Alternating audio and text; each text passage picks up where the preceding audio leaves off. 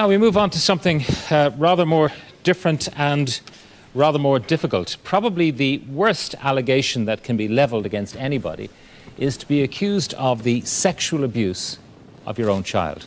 Now, for 16 years, my next guest has stood accused of this terrible offence. Since then, he's fought a dogged campaign to clear his name.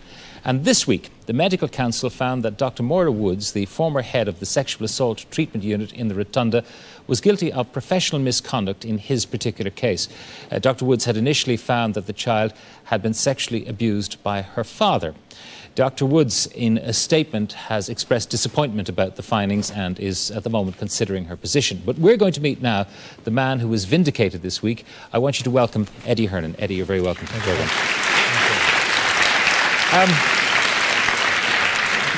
Perhaps you can bring us back to the circumstances and how all this began. How old was your daughter? 3.5. 3.5? 4 years old. And where were you all living at the time?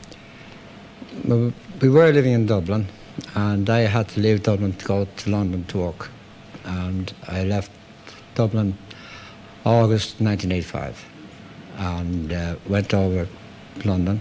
I was living there. I was in contact with the mother and the child and invited them over. They'd come over, spend Christmas with me. We'd think about making a life over there.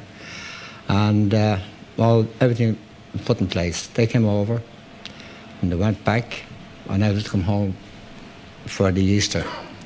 And then I got a phone call, and a phone conversation. Our flat in Dublin had been burgled. I would have come home to fix it up, and there's no problem. So then I was told, well, if I came home, I wouldn't be able to stay in my flat, and I wouldn't be able to see my daughter. Why not? A senior clinical psychologist in the Eastern Health Board for about it. And this was because of charges of sexual abuse?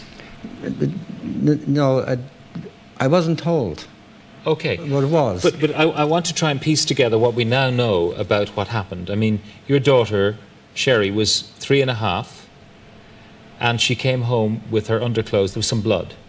Oh, yes. During the Christmas, I lived in North London, Hackney, and I worked in South London, Surbiton. It's quite a distance. Yeah. And to get from one side of London to the other and be in time for work at 8 o'clock in the morning meant I had to leave 7:15, 6:30. And I went to work, and when I came home that evening, I was told that blood had been found on the child's pants. She had been taken to a local GP, and that they were going to the Queen Elizabeth Hospital for Children in Hackney as a follow-up to it. Okay, and the report there did not suggest sexual abuse? What the report said, the child's own manipulations. Okay, scratching or whatever. Scratch. So that might have ended the matter. Why was it that the mother of the child, Bernadette, then went on to go to other doctors in Ireland? When Bernadette returned home on the 27th of December, there was an appointment made that they would return to the hospital within 10 days. In the UK? In the UK. But she didn't, in the event, go back? She didn't. She went back. And then there was no return to the hospital in London. When she got back over here, then went to a local GP as a follow-up. Yeah. And he referred her on to a doctor, a paediatrician, consultant paediatrician in the Adelaide Hospital. But, I mean, the GP didn't have any problems, but he said, to be sure, let's go to the consultant. Let's go, it's not to the consultant. And the consultant? The no doctor, problem. the GP did examine her and found nothing wrong. And then it went to the consultant paediatrician. He examined her, reassured the mother, nothing to worry about. And then, ultimately, it went to the Rotunda. Why did it go to the Rotunda? Well, the mother, a rumour erupted in London that they had gone back to Ireland because I had done something to the child. This rumour got back to Dublin and it got back to the mother. And the mother, pretty annoyed, she came over to me in London. There was an argument between herself and the people who were putting out this rumour. She returned to Dublin, went back to a GP, and asked the GP, she wanted the letter to say the child was very good intact. Yeah. And the GP said, well, I'm not an expert, he said, but there's an expert down in the Rotunda, Dr. Moira Woods, I'll refer you down there. And instead of getting the piece of paper which vindicated you, the opposite happened. I was accused of incest, Pat, and child molestation. Okay. And that's how it stayed all these years until this week? Until this week, Pat.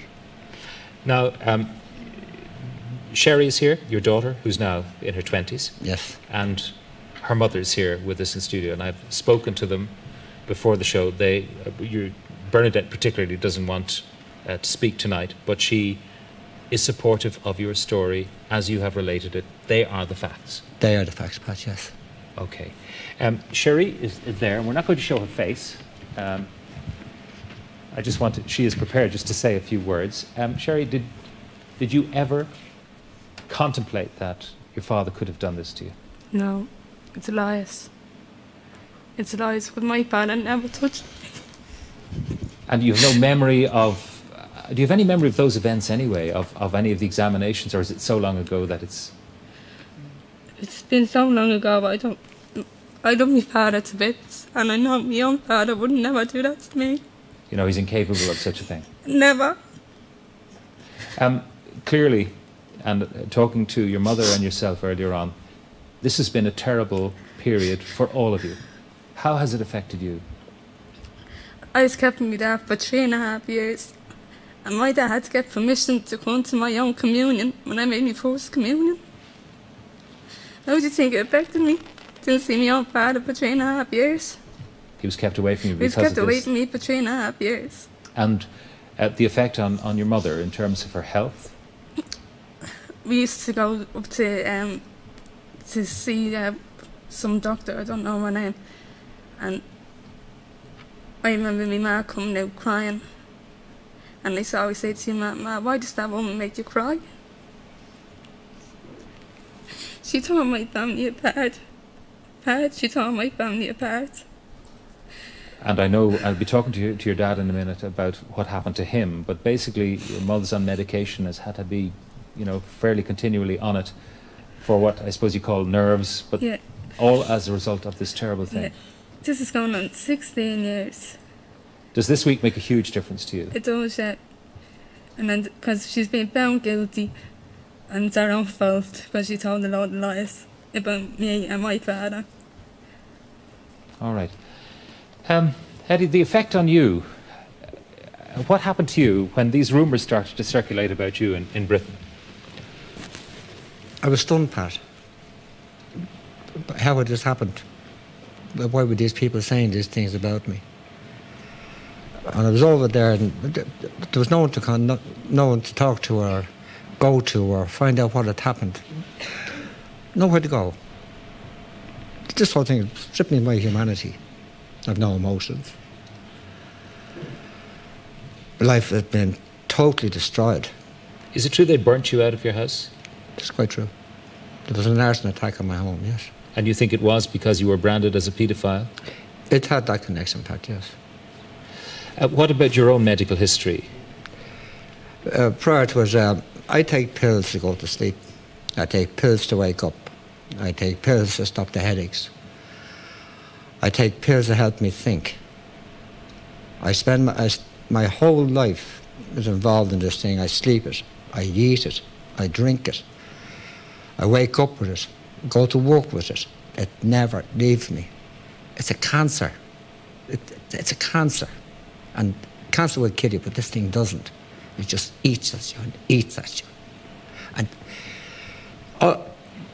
you want to prove your innocence, and there is no damn way you can prove your innocence. Yeah. It's driven you to do certain things, though, hasn't it? Got you into trouble. I mean, you were injuncted at one point, weren't you, for making statements about people? No, Pat, I was never injuncted. They never come near me. They avoided me like the plague. They put up walls, Pat. Walls I couldn't climb over. Walls I couldn't bulldoze through. Walls that stretched so far I couldn't get around them. Couldn't climb over them. Every avenue I took, there was a blockage. I could not get near these people. I could not. I wanted to go to a court of law. And when the clinical psychologist told me what I was alleged to have done, he said I penetrated my daughter. There had been sexually assaulting my daughter in the bath for years. That I I've been battering her for years. But where I lived, in the inner city in Dublin, where we were living, it was a corporation apartment. We didn't have a bathroom. We didn't have a shower. The child was battered in the sink every evening by her mother. Where were these people coming from?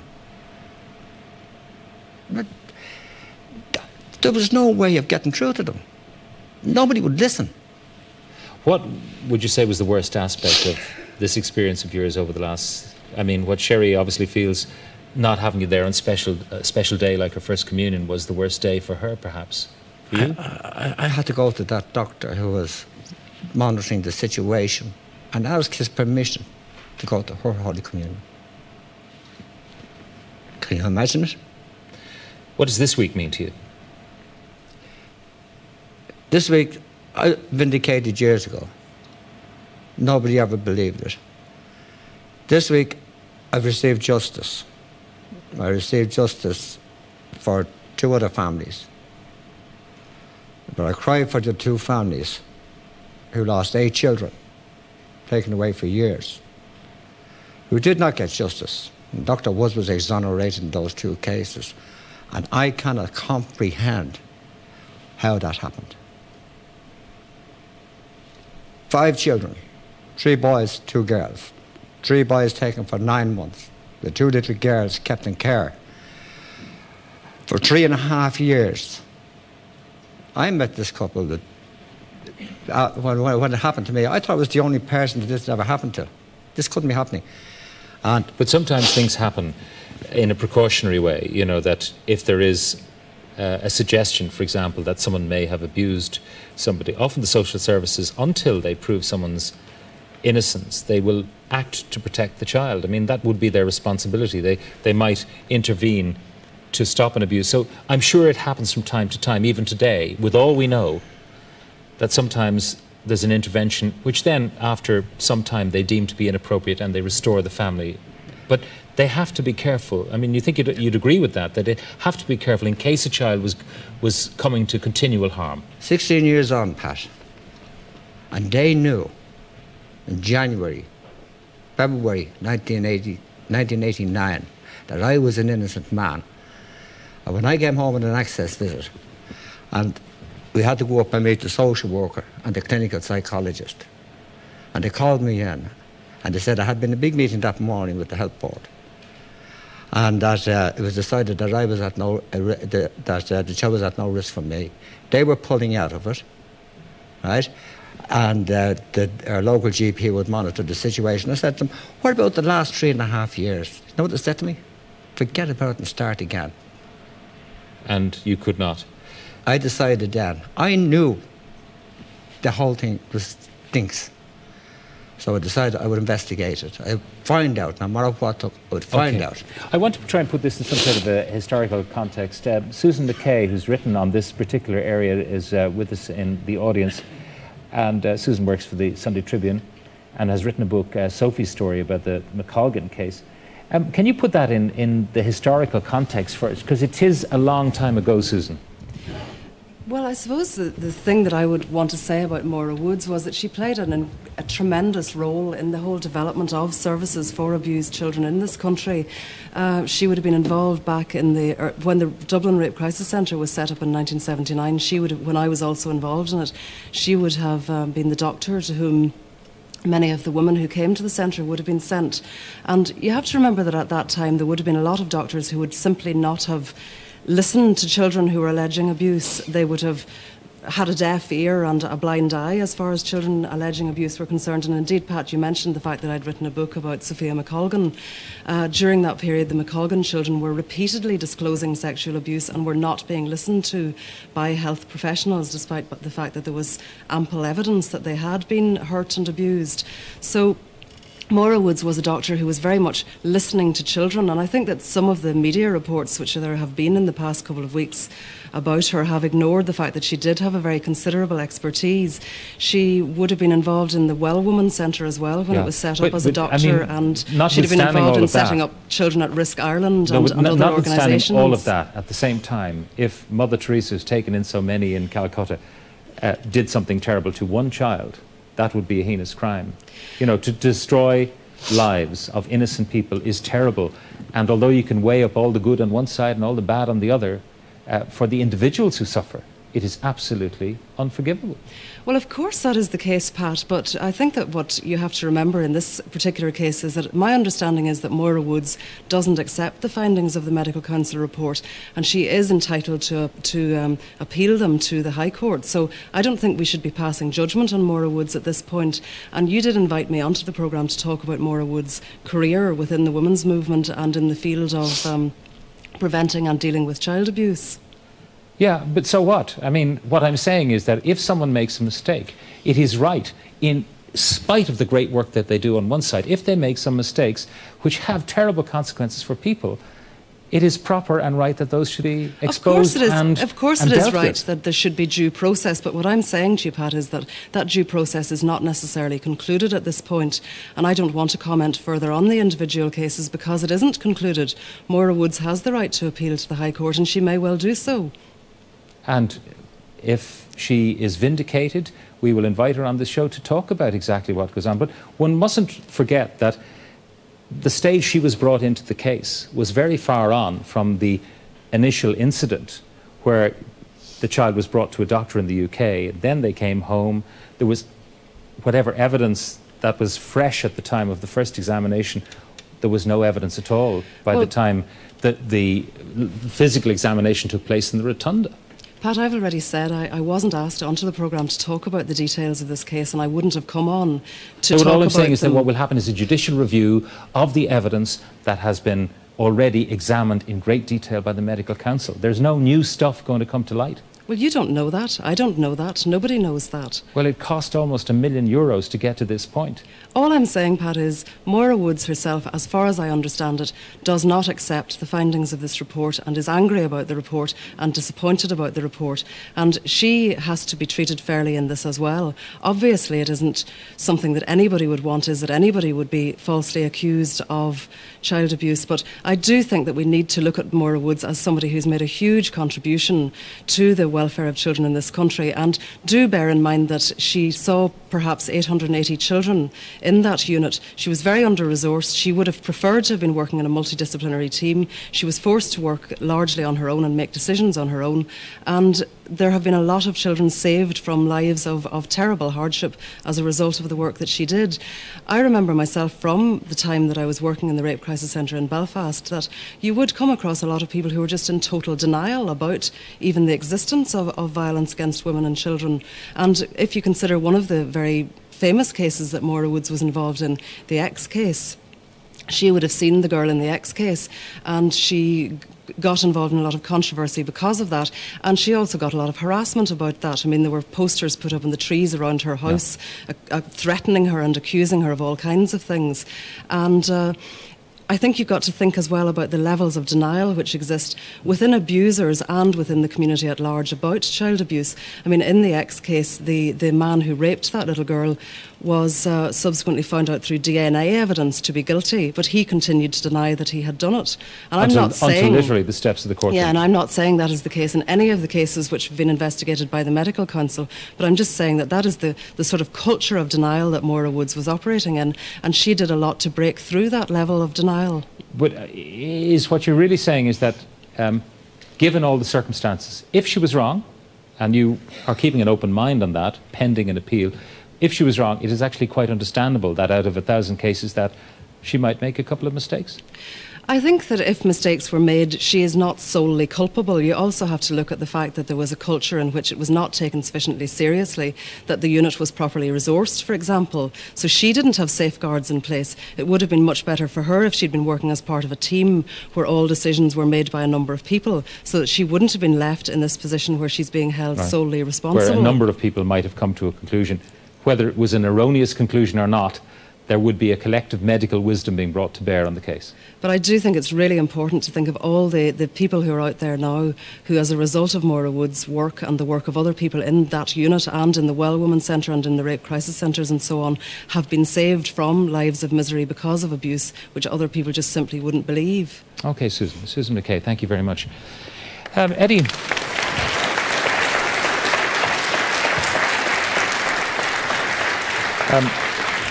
where do you go from here? I mean, I would like closure. Next Monday evening, please God, there's a meeting. We called a meeting in Buswell's Hotel at 8 o'clock. And I'm calling on the parents of the 1,500 children that were processed through that unit, not 800, 1,500. The children and the families that were processed through Trinity College, in her rooms in Trinity College, and her rooms on Aylesbury Road where she lived. It's rather interesting that Susan McKay has disclosed for the first time that Dr. Maura Woods was the doctor in the X case. So? Maura Woods, all Maura Woods' diagnoses were rubber stamped by a senior. Well, I can't ask. Like, I don't know any of this stuff, so I'm not going to let you say any of this stuff about decisions being rubber stamped. But I don't think there's any significance in the fact that she would take X case or Y case or Z case.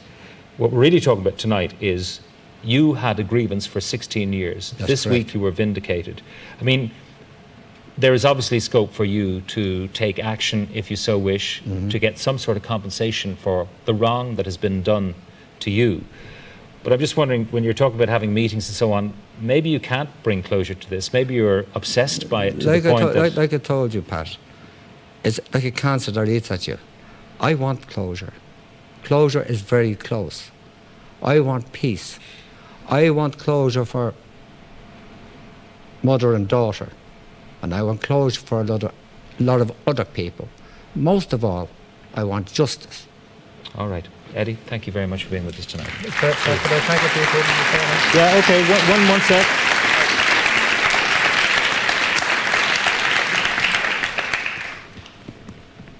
You wanted to thank a few people. I want to thank my daughter and her mother. Brilliant. And I hope to God you get some peace out of this and that you get closure. I would like to thank Parental Equality for their help and support, and particularly Sandra Mara and Miguel. Without them, I would have been lost. Thank you very, very, very much. There's other people out there at home who are watching me. For their support, thank you. All right. Just want to clarify, they've been asked to say the medical council said professional misconduct. Okay, that's the term. Professional misconduct. Yeah, all right. And the legal process is not finalised. Eddie, thank you very much for being with us on, difficult night for you. Thank you very much, Pat. Eddie Hearn. Okay. Thank you. You can stay there. I'm just going to tell everyone we're going to a break. We're back in a couple of minutes. Okay?